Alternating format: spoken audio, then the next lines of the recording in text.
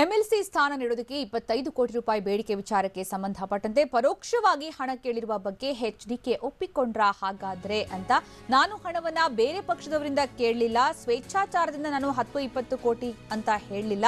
ನಮ್ಮದು ಪ್ರಾದೇಶಿಕ ಪಕ್ಷ ನಡೆಸೋದು ಕಷ್ಟ. ಯಡಿಯೂರಪ್ಪನವರು ಲೂಟಿ ಹೊಡೆದು ದುಡ್ಡು ಇಟ್ಟಿದ್ದಾರೆ.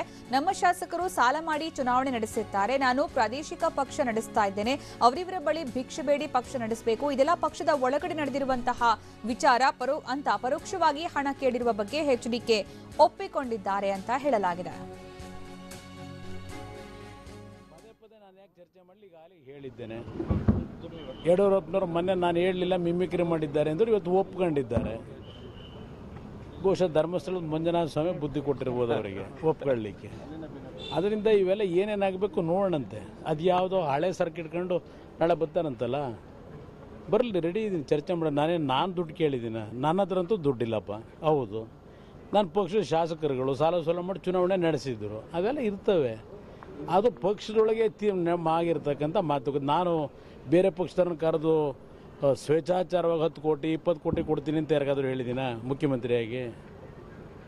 ಅವ್ರ ಹತ್ರ ಯಥೇಚ್ಛವಾಗಿ ದುಡ್ಡಿದೆ, ನನ್ನ ಹತ್ರ ದುಡ್ಡಲ್ಲಿ ನಾನೊಂದು ಪ್ರಾದೇಶಿಕ ಪಕ್ಷ ನಡೆಸಬೇಕಲ್ವೇ? ನನ್ನ ಹತ್ರ ದುಡ್ಡಲ್ಲಿ ಇರ್ತದೆ.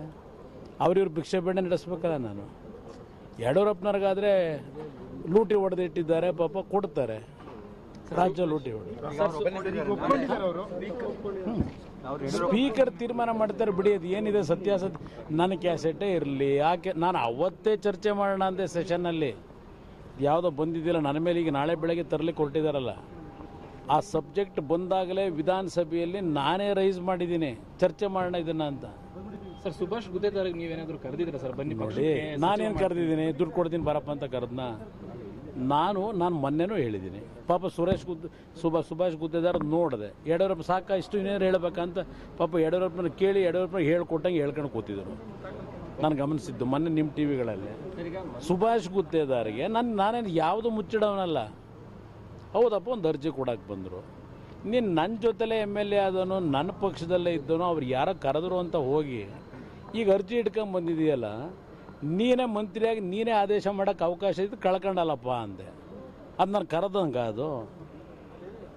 ಅದರಿಂದ ನಾನು ನನ್ನ ಹತ್ರ ಬಂದಂಥ ಯಾವುದೇ BJP ಶಾಸಕರುಗಳಿಗೆ ಅಯ್ಯೋ ನನ್ನ ಪಕ್ಷಕ್ಕೆ ಬಂದು ನಾನು ಉಳಿಸ್ಕೊಡ್ರಪ್ಪ ಅಂತ ಯಾರಿಗೂ ರಿಕ್ವೆಸ್ಟ್ ಮಾಡಿಲ್ಲ.